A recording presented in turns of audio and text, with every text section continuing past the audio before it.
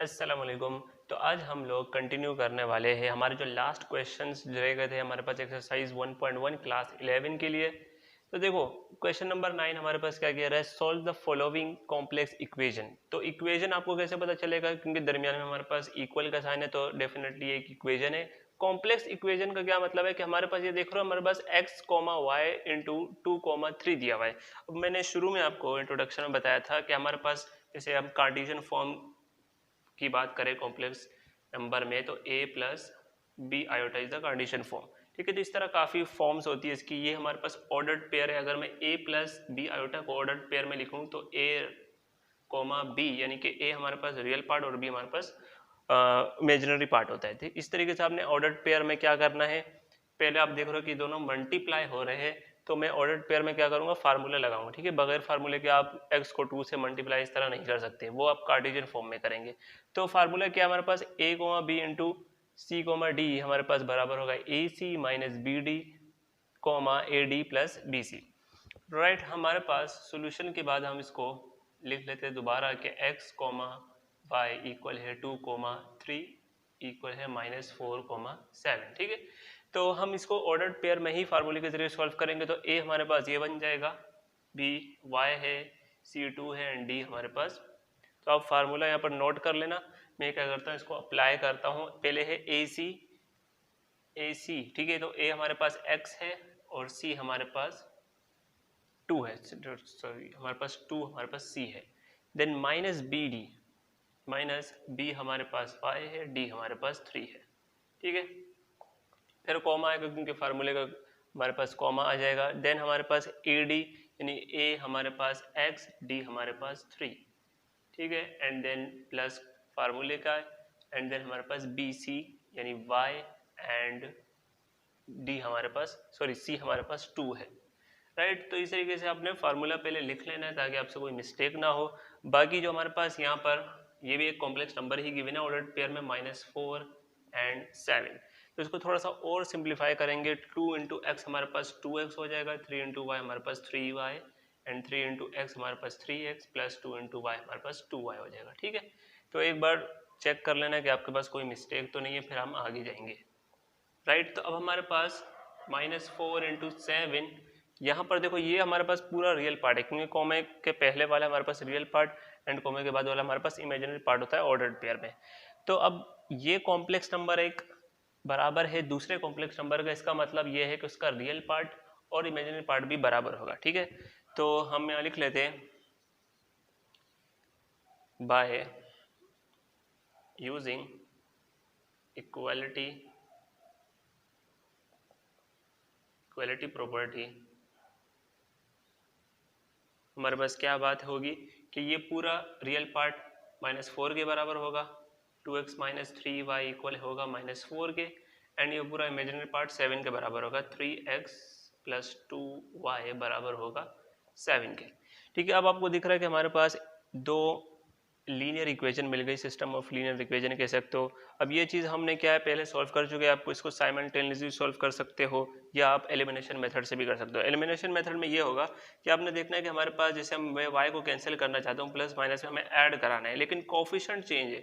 y का coefficient 3 है, 2 का कोफिशिएंट y का कोफिशिएंट यहाँ पर नीचे 2 है, यहाँ पर 3 है, तो हमें दोनों का कोफिशिएंट सेम करेंगे। ठीक है, तो यहाँ पर अगर जब भी आपको डिफरेंट कोफिशिएंट मिले, यानी यहाँ पर अगर 3 है, यहाँ पर कुछ नहीं होता तो मैं दूसरे इक्वेशन को 3 से मल्टीप्लाई कर लेता, लेकिन यहाँ पर दोनों डिफरेंट है और हमारे पास एक दूसरे से मल्टीप्लाई भी नहीं बन रहे, लेकिन हम क्या कर सकते हैं, सॉरी आपस में मल्टीप्लाई करके हम बना सकते हैं। 3 को हम 2 से मल्टीप्लाई करेंगे और 2 को 3 से। ठीक है, तो अगर सिंपल होता तो हम एक को मल्टीप्लाई कर लेते। इन द एंड हमें क्या करना है, इन दोनों को ही कोफिशिएंट को सेम बनाना है। तो मैं 2 मल्टीप्लाई कर लूँगा बाय इक्वेशन, इसको सॉरी इक्वेशन 1 का नाम दे दिया, इसको इक्वेशन 2 का नाम दे दिया। ठीक है, 2 को मल्टीप्लाई करेंगे इक्वेशन 1 से एंड 3 को मल्टीप्लाई करेंगे इक्वेशन 2 से। ठीक है, तो बस आपस में दोनों के कोफिशिएंट को मल्टीप्लाई कर दो एंड इसको दोनों को ऐड कर लेंगे एंड ऐड बोथ इक्वेशन। ठीक है, यहाँ पर कर लेना दोनों को ऐड, तो हमारे पास ये टर्म कैंसिल हो जाएगी। तो देखो किस तरह होगा, सबसे पहले अगर हमने इक्वेशन 1 को 2 से मल्टीप्लाई किया तो पूरे यहाँ पर भी देखना इसके कोफिशिएंट को भी 2 से मल्टीप्लाई करेंगे, राइट। तो पहले क्या हो जाएगा 4x माइनस 6y, यहाँ पर भी 2 से हुआ तो 2 4 ज़ा 8, ठीक है। नीचे वाले को हमने किससे करना है 3 से, यहाँ पर 3 3 ज़ा 9x प्लस ये 6 हो जाएगा एंड 7 को 3 से करेंगे तो हमारे पास 21 फाइनल आंसर आ जाएगा, राइट। तो हमारे पास दो इक्वेशन आ गई, हमने इसको एलिमिनेट करना है तो हमने ऐड भी करना है साथ साथ, हमने कहा था नहीं यहाँ पर ऐड कर लो, तो ऐड करेंगे तो हमारे पास ये दोनों तो सेम है और क्रॉस साइन है तो हमारे पास ये दोनों कैंसिल हो जाएगा, इन दोनों को ऐड करो आपको सिंपली मिल जाएगा 13x, ठीक है। और यहाँ पर क्या मिल जाएगा, यहाँ पर अगेन 13 ही मिलेगा, राइट। तो 21 माइनस 8 करेंगे तो हमारे पास क्या मिल जाएगा 13, यस। तो हम देख रहे हैं यहाँ पर x बराबर जो होगा 13/13 के, यहाँ से कैंसिल किया तो हमें x मिल जाएगा 1। अब देखो x 1 मिला है उसको हम पुट कर सकते हैं, किसी भी इक्वेशन में पुट कर सकते हैं, तो हम इक्वेशन नंबर 1 में कर लेते हैं। मान लो पुट x इन इक्वेशन 1, यहाँ पर जहाँ पर x है वहाँ पर हम इसकी वैल्यू रखेंगे, तो 2x हमारे पास 1 आया एंड माइनस 3y। तो ये चीज़ आप पहले से कर चुके हो 9th या 10th क्लास में, ये चीज़ बड़ी इजीली आप कर चुके हो, तो हम ज़्यादा मुश्किल नहीं है। 2 × 1 हमारे पास 2 हो जाएगा, माइनस 3y इक्वल 4 आया। तो इसको करेक्ट कर लो, हमारे पास इक्वेशन में यहाँ पर माइनस था तो मैं लगाना भूल गया, हमारे पास अब प्लस का 2 उधर जाएगा, माइनस का 2 हो जाएगा, तो 3y इक्वल है -4 -2 के, तो -3 इक्वल हो जाएगा -4 -2 हमारे पास -6 के बराबर होगा, ठीक है। क्योंकि ग्रेटर हमारे पास नंबर क्या है -4, तो इसलिए माइनस का साइन आएगा। तो 3 से हमारे पास 6 कैंसिल होकर 2 बचा, यहाँ पे 3 बचा 3, माइनस साइन से माइनस साइन कैंसिल, तो y इक्वल आ जाएगा 2 के। हमें दोनों अननोन वैल्यूज मिल गए जो कि हमारे पास x y फाइंड करनी थी, क्योंकि हमें कहा है सॉल्व द इक्वेशन, ठीक है। कॉम्प्लेक्स इक्वेशन या कोई भी इक्वेशन हमें अननोन मालूम करना होता है, तो हम यहाँ पर सोल्यूशन सेट बनाकर लिख सकते हैं, या x इक्वल आया 1 के, इस तरह बॉक्स बना लो, ठीक है। एंड y आया हमारे पास 2 के, ठीक है। एंड सोल्यूशन सेट बनाना हो तो आप इस तरह सोल्यूशन सेट बना दो, हमारे पास x 1 है कॉमा y बराबर होगा x 1 आया और y हमारे पास 2 आया, दैट इज इक्वल टू 1,2, ठीक है। इस तरीके से भी लिखना चाहो तो लिख सकते हो। तो हमारे पास पहला पार्ट हो गया, हम दूसरे पार्ट की तरफ जाते हैं। तो अब पार्ट नंबर 2 देखो, हमारे पास x प्लस 3 आयोटा का स्क्वायर इक्वल है हमारे पास 2y आयोटा। तो अब हमें कार्टेशियन फॉर्म में गिवन है कॉम्प्लेक्स नंबर, तो हम क्या करेंगे उसी फॉर्म में इसको लेके चलेंगे, ठीक है। तो जिस फॉर्म में गिवन हो आप कोशिश करें उसी में ही आपको सॉल्व करें। सॉल्यूशन के बाद सबसे पहले हमें स्क्वायर करना है, इसको लिख के स्क्वायर का फार्मूला लगा दो 2y आयोटा, ठीक है। तो फार्मूला क्या फॉलो हो रहा है, हमारे पास a प्लस बी का होल स्क्वायर, ठीक है। a प्लस बी का होल स्क्वायर इक्वल है a square plus 2ab plus b square, ठीक है।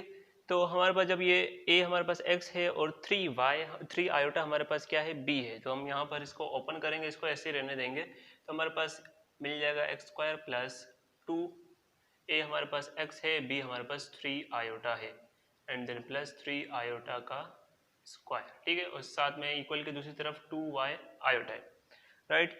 तब इसको जब आगे मजीद सॉल्व करेंगे, x स्क्वायर प्लस 2 3 हमारे पास 6x आयोटा, एंड देन 3 का स्क्वायर हमारे पास, क्योंकि ये दोनों पर है, 3 का भी है हमारे पास और आयोटा का भी स्क्वायर है, तो 3 का स्क्वायर 9 और आयोटा स्क्वायर हमारे पास -1 के बराबर है, तो मैं यहीं पर इसको अप्लाई कर रहा हूँ, ठीक है। एंड 2y आयोटा, ठीक है, सिंस हमारे पास आयोटा स्क्वायर -1 के बराबर है, लिख लो। x स्क्वायर हमारे पास सेम रहा plus 6x iota, and then -9 हो गया plus minus minus and 2y iota. अब एक बात देखो, हमारे पास हमने कहा कि एक कॉम्प्लेक्स नंबर दूसरे कॉम्प्लेक्स नंबर के इक्वल है, तो इसका मतलब है कि रियल पार्ट और इमेजिनरी पार्ट भी बराबर होगा। अच्छा, यहाँ पर सिर्फ इमेजिनरी पार्ट आपको नजर आ रहा है क्योंकि आयोटा के साथ हमारे पास इमेजिनरी पार्ट होता है, तो हम इसको इस तरह भी लिख सकते हैं कि 0 + 2y आयोटा, ठीक है, क्योंकि 0 हमारे पास कोई भी इसमें तब्दीली नहीं आएगी, ठीक है, इन दोनों का सेम ही मतलब है। अब हमारे पास इसका रियल पार्ट क्या होगा, इसका रियल पार्ट है x + 9, ठीक है। तो मैं x - 9 इधर कर लेता हूँ ताकि आपको इजीली समझ में आ जाए, क्योंकि ये हमारे पास इमेजिनरी पार्ट, सॉरी हमारे पास रियल पार्ट होगा, x square minus 9 and plus 6x iota, क्योंकि आयोटा के साथ हमारे पास क्या होता है, इमेजिनरी पार्ट होता है। अब क्लियर हो जाएगा हमारे पास। सबसे पहले इसको हम इक्वेट करेंगे इसके, देन इमेजिनरी पार्ट को इक्वेट करेंगे इसके, ठीक है। सो हम क्या कर रहे हैं, बाय यूजिंग इक्वालिटी प्रॉपर्टी, ठीक है। इसको इस तरह लिख के आप बता सकते हैं कि हम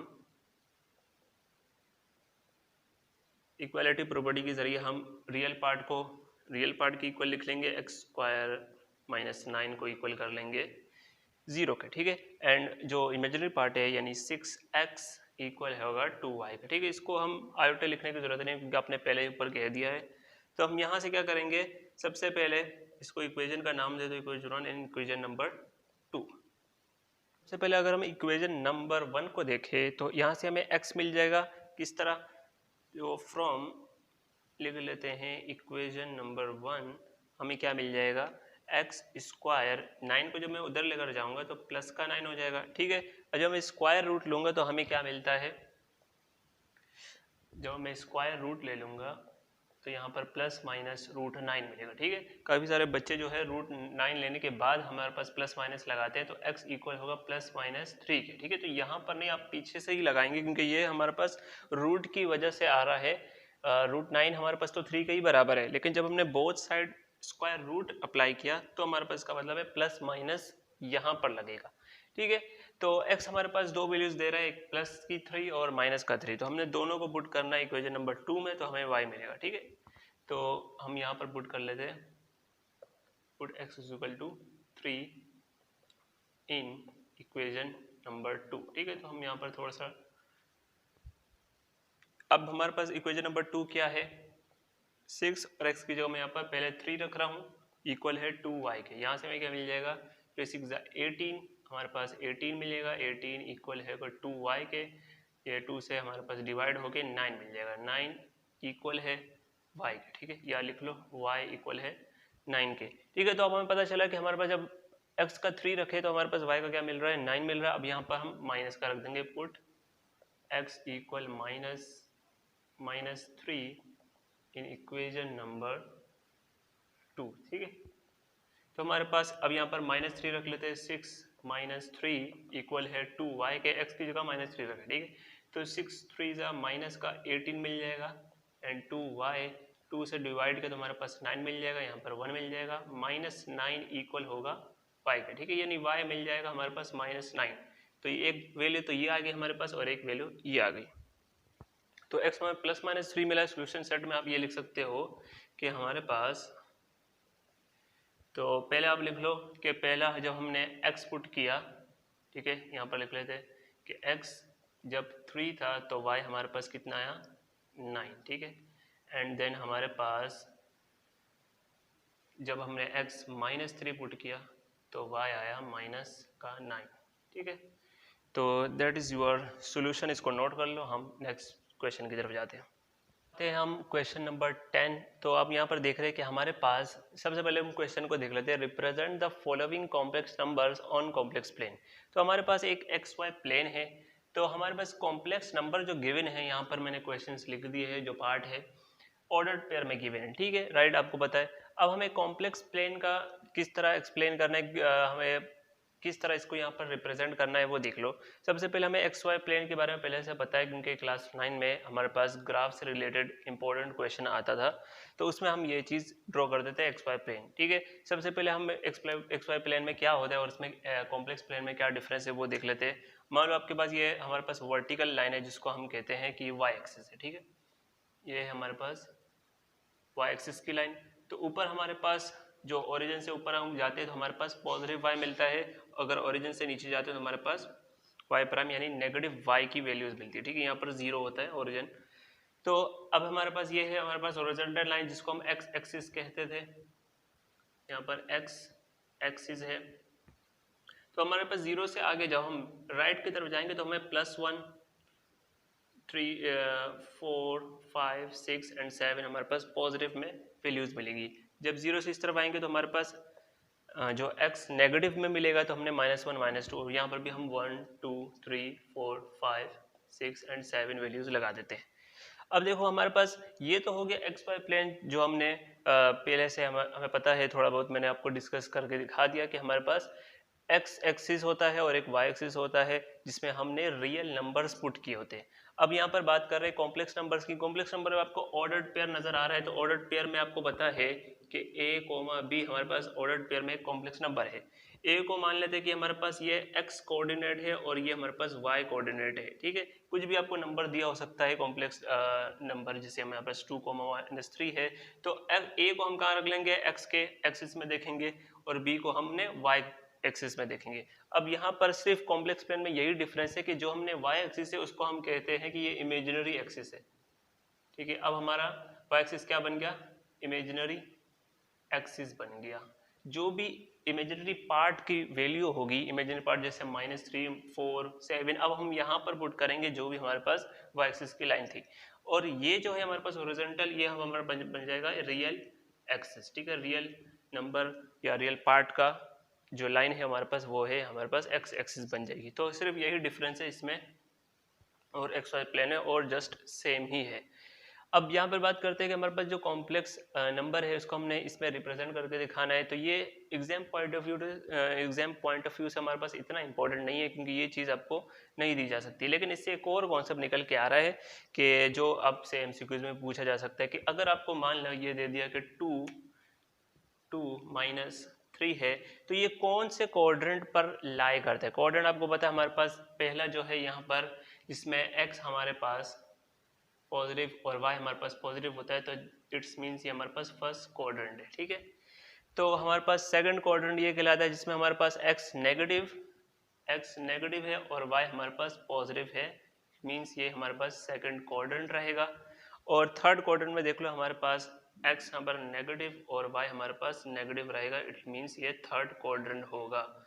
एंड फोर्थ क्वाड्रेंट पे आ जाते हैं, हमारे पास फोर्थ क्वाड्रेंट है ये, जिसमें एक्स हमारे पास पॉजिटिव है एंड हमारे पास y नेगेटिव है, ठीक है। यहाँ पर हम नेगेटिव लगा लेते हैं। अब देखो ये जो मैंने कॉम्प्लेक्स नंबर वैसे तो यहाँ पर गलत लिख दिया, हमारे पास पॉजिटिव और नेगेटिव यहाँ पर कहीं लाई करेगा, सॉरी हाँ, हमारे पास x पॉजिटिव और y पॉजिटिव यहीं पर लाएगा, मैंने वैसे तुक्के से लिख लिया था, लेकिन अब यहाँ पर कहीं लाई कर रहा है। जो एग्जैक्ट लोकेशन है वो मैं आपको बाद में बताऊंगा क्या है।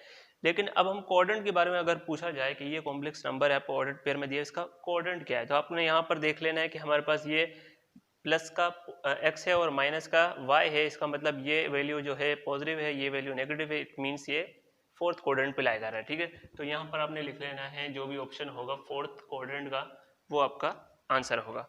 वैसे ये चीज़ अगर अगर कोई पूछता है बच्चा कि ये चीज़ क्या एग्जाम में आ सकती है, ये चीज़ ग्राफ वगैरह काम जो है ये पूछा नहीं जा सकता। हाँ, जो मैंने दूसरा कॉन्सेप्ट बताया कोऑर्डिनेट का, हाँ वो पूछा जा सकता है एमसीक्यूज वगैरह में। तो हम यहाँ पर इसको ड्रॉ करके देखते हैं। अभी ये चीज़ मैं मिटा देता हूँ अगर मेरे पास स्पेस बन जाए, ठीक है। तो यहाँ पर मैंने ये पहले से जो आपके ग्राफ का काम है या कॉपी में कर सकते हो, ग्राफ की इसके लिए ज़रूरत नहीं है क्योंकि एक ही क्वेश्चन मिलेगा आपको इस तरह का। सबसे पहले अगर हम 2, -3 पुट करना चाहें, यहाँ पर ड्रॉ करना चाहें तो कैसे करेंगे। तो 2 हमारे पास क्या है, x कोऑर्डिनेट है, ये दोनों हमारे पास, ये x कोऑर्डिनेट है और ये y कोऑर्डिनेट है। x कोऑर्डिनेट का मतलब ये है कि वो y एक्सिस से कितना दूर है, ठीक है। तो ये हमारे पास x की लाइन है, तो पॉजिटिव x है, यहाँ पर देख लेंगे ये y एक्सिस से 2 यूनिट दूर है, ठीक है। तो ये यूनिट कहेंगे हमारे पास ये जो जितने भी हमने नंबर्स लिखेंगे। तो यहाँ पर हमने अपना जो है स्केल रख के या हाथ रख के हमने पोजीशन देख ली कि ये यहाँ पर x एक्सिस या y एक्सिस से ये इतना दूर है, ठीक है। एंड देन -3 यानी -3 हमें कहाँ मिलेगा, नीचे मिलेगा। तो यहाँ पर हम इस तरह अगर आप लाइन भी लगाना चाहो तो लगा सकते हो, यहाँ पर इस तरह डॉटेड लाइन लगाना। तो ये हमारा पॉइंट क्या कहलाएगा, 2, -3। बड़ा इजी काम है, इसमें इतना मुश्किल नहीं है। हमारे पास 3, तो पहले हम 3 देखेंगे। 3 हमारे पास x का है, तो 3 हमारे पास x का यहाँ मिलेगा, इसको नोट कर लो। फिर हमारे पास 4 हमारे पास y का है, y एक्सिस है, y कोऑर्डिनेट में सॉरी, तो हम यहाँ पर लगा लेंगे। ये चीज़ पॉइंट जो है यहाँ पर लाई करेगा, राइट। तो अगर आप कोऑर्डिनेट लिखना चाहो, ये फर्स्ट कोऑर्डिनेट में आ रहा है तो हम यहाँ पर लिख लेते हैं कि ये फर्स्ट कोऑर्डिनेट पर लाई कर रहा है पॉइंट। थर्ड देख लो हमारे पास -5, 7 है, तो -5 आपको x एक्सिस में देखना है, ठीक है, क्योंकि ये x कोऑर्डिनेट है और ये y कोऑर्डिनेट है। तो x में हमारे पास -5 यहाँ मिल रहा है एंड 7 हम ऊपर जाएंगे, ठीक है। तो यहाँ पर हम डॉटेड लाइन लगा लेंगे कि ये हमारे पास कहाँ लाई कर रहा है, यहाँ पर कहीं, ठीक है। तो मैं अंदाज़ा नहीं लगा रहा हूँ, आपने जो कॉपी में है अपने पॉइंट्स देख के सही तरीके से लगा देना है। देन हमारे पास जो ये अच्छा कोऑर्डिनेट हमारे पास क्या है, हमारे पास सेकंड कोऑर्डिनेट रहेगा इसका, ठीक है, जिससे मैंने अभी पीछे बताया, आपने नोट कर लेना है वो। तो फोर्थ हमारे पास -6 हमें यहाँ मिल रहा है नेगेटिव एक्स एक्सिस में, एंड -2 हमारे पास नेगेटिव वाई एक्सिस में यहाँ पर मिलेगा, ठीक है। तो थोड़ा सा हम नीचे आ जाएंगे, यहाँ पर ये पॉइंट लाई करेगा, राइट। तो यहाँ पर लिख लेते हैं -6 एंड -2 का पॉइंट है, और ये कौन से कोऑर्डिनेट में लाई कर रहा है, थर्ड कोऑर्डिनेट में। तो मैं कोऑर्डिनेट इसलिए लिखवा रहा हूँ क्योंकि इस तरह के क्वेश्चन पूछ सकते हैं एमसीक्यूज में। लास्ट देख लेते हैं, हमारे पास 5 पार्ट है 0, तो एक्स एक्सिस में हमारे पास कहाँ है 0, यहाँ मिलेगा ओरिजिन पे।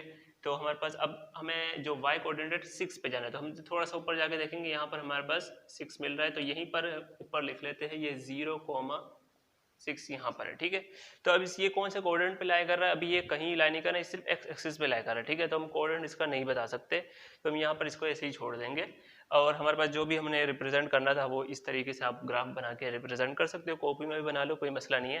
इसके बाद हम जाते हैं लास्ट जो क्वेश्चन नंबर 11 इसकी तरफ। क्वेश्चन नंबर 11 देखो हमारे पास, find the length of vector representing the complex number, ठीक है। अब वेक्टर को हम या कॉम्प्लेक्स नंबर को वेक्टर की तरह कैसे रिप्रेजेंट कर सकते हैं, देखो वेक्टर के बारे में हम पढ़ेंगे, लेकिन डिटेल में पढ़ेंगे हम चैप्टर नंबर 3 में, क्योंकि इंपॉर्टेंट है। आप इसको फिजिक्स में भी पढ़ते हैं और मैथ में भी पढ़ते हैं, तो हम चैप्टर नंबर 3 का इंतजार करके उसको हम डिटेल में पढ़ेंगे।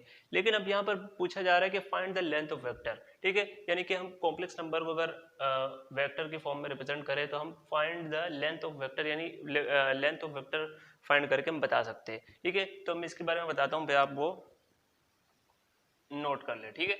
तो हमें z हमारे पास क्या है, एक कॉम्प्लेक्स नंबर गिवन है कार्टेशियन फॉर्म में -5 + 2 आयोटा, ठीक है। हमें फाइंड क्या करना है, रिक्वायर्ड क्या है हमारे पास, रिक्वायर्ड है लेंथ ऑफ वेक्टर, ठीक है। तो ये चीज मैं आपको बता दूंगा। अच्छा, length of vector is nothing but a modulus of a complex number, ठीक है। ये क्या होता है, एक मॉडुलस ऑफ कॉम्प्लेक्स नंबर ही होता है, ठीक है।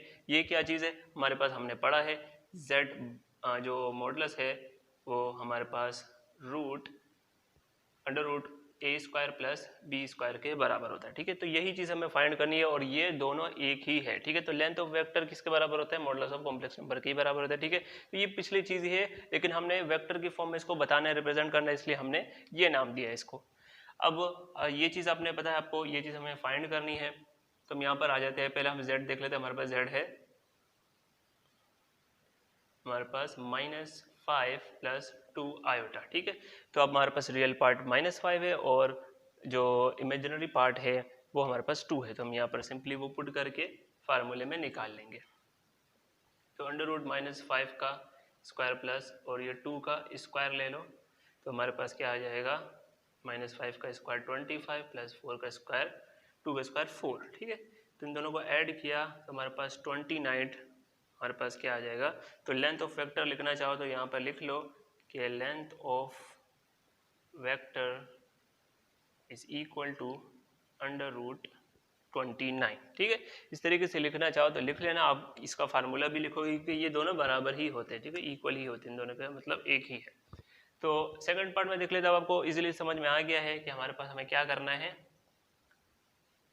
सॉल्यूशन के बाद हम लिख लेंगे कि z बराबर होगा 7/3 + 8/3 आयोटा के। तो हमें लेंथ ऑफ वेक्टर मालूम करना है, रिक्वायर्ड आप लिख लेना, रिक्वायर्ड है, चलो मैं लिख लेता हूँ, रिक्वायर्ड है हमारे पास लेंथ ऑफ वेक्टर, ठीक है। तो अब उसके लिए हमें मॉडुलस का ही फार्मूला फॉलो करना है। तो हमें सबसे पहले क्या निकालना है, इसका मॉडुलस 8/3 आयोटा का। तो इसका मतलब ये कि हमें यही फार्मूला यहाँ पर फॉलो करेंगे। पहले हम रूट ले लेंगे, इसका स्क्वायर 7/3 का स्क्वायर प्लस, अच्छा इमेजिनरी पार्ट लिखना हमेशा, हम यहाँ पर जो बच्चे गलती कर लेते हैं आयोटा लिख रहे थे, आयोटा लिखोगे तो माइनस आ जाएगा, ठीक है। तो वो गलती से मत लिख लेना। हमारे पास आ जाएगा 8/3 का स्क्वायर, यहाँ से हमें सिंपली मिल जाएगा 7 का स्क्वायर 49, 3 का स्क्वायर 9 एंड प्लस इसका स्क्वायर 64 एंड देन 3 का स्क्वायर अगेन 9, ठीक है। क्योंकि इन दोनों का होल स्क्वायर है तो मैं अभी एक स्टेप स्किप करके हम 7 का स्क्वायर 3 का स्क्वायर डायरेक्ट यहाँ पर ले रहे हैं, राइट। तो अगर हम इसका एलसीएम ले तो हमारे पास 9 मिल जाएगा, इन दोनों को ऐड करेंगे तो हमारे पास 9 और 13 एक कैरी हमारे पास ये हो जाएगा 11, ठीक है। यानी हम इसको इस तरह भी लिख सकते चाहे तो ये, क्योंकि रूट हमारे पास रूट 113 यानी 113 के पास भी है और 3 के पास भी है, ठीक है, 9 के पास भी है। तो हम इस तरह लिख सकते हैं रूट 113 डिवाइड बाई रूट 9 क्या हो जाएगा हमारे पास 3 के बराबर हो जाएगा। It is length of vector, तो हम यहाँ लिख लेंगे कि length of vector is equal to under root 113/3।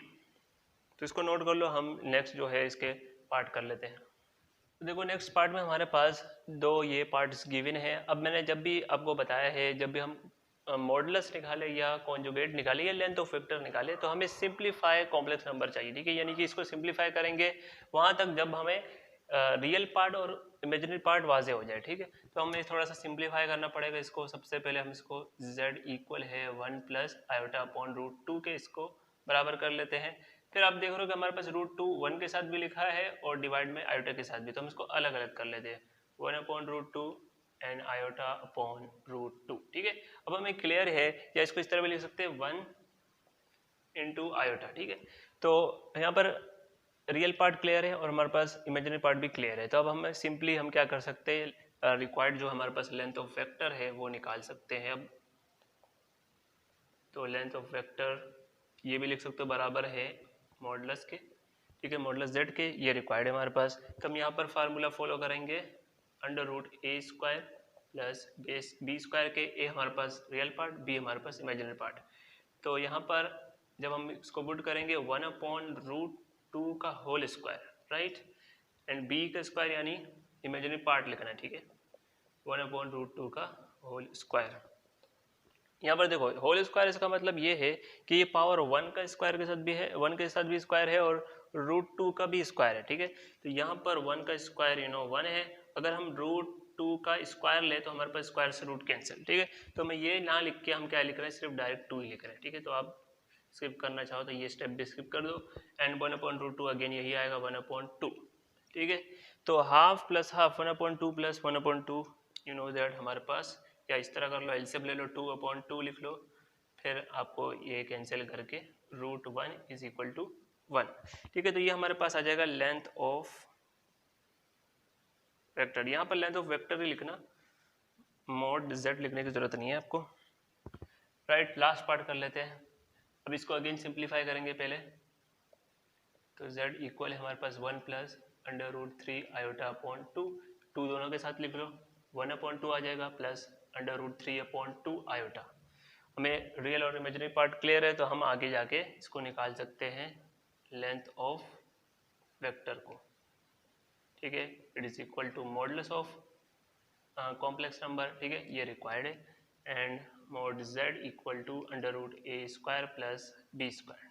Now we have to put values. तो हमारे पास सबसे पहले a क्या है 1 अपॉन 2 का square and then plus b क्या है अंडर रूट 3 अपॉन 2 का स्क्वायर। जब हम 1 अपॉन 2 का स्क्वायर लेंगे यानी 1 का स्क्वायर 1 और 2 का स्क्वायर 4, ठीक है, ये क्लियर है, हमारे पास दोनों के ऊपर स्क्वायर आएगा। एंड रूट 3 का स्क्वायर लेंगे तो हमारे पास 3 मिलेगा और 2 का स्क्वायर 4। यहाँ से हम मज़ीद कर लेते हैं इसको, इन दोनों का एलसीएम लेंगे 4 मिलेगा, इन दोनों को ऐड करेंगे 4 मिलेगा, ठीक है। मैं इतना बड़े लिखने की ज़रूरत नहीं है। तो 4 से 4 कैंसिल, हमारे पास आ जाएगा root 1, it is equal to 1। यहाँ पे हम लिख सकते हैं कि ये लेंथ ऑफ वेक्टर हमारे पास क्या निकला है 1 and it is our answer. तो ये दो लास्ट पार्ट थे, ये आपने नोट कर लेने हैं। तो इसके बाद हमारे पास जो एक्सरसाइज 1.2 है वो अगली वीडियो में इंशाल्लाह स्टार्ट करेंगे। अगर वीडियो अच्छी लग रही है वीडियो को लाइक कर लो और दोस्तों के साथ लाजमी शेयर कर लो। Thanks for watching.